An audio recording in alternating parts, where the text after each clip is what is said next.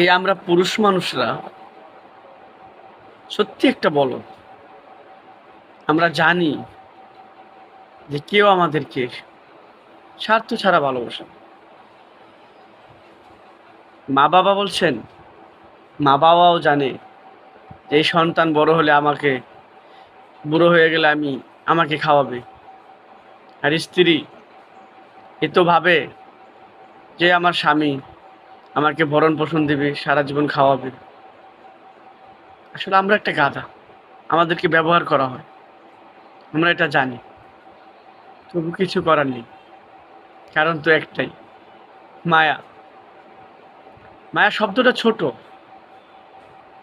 কিন্তু বিশাল এক গুমর আছে এটার ভিতরে, যা আজ পর্যন্ত কেউ এই মায়ার বাঁধন ছাড়তে পারেনি।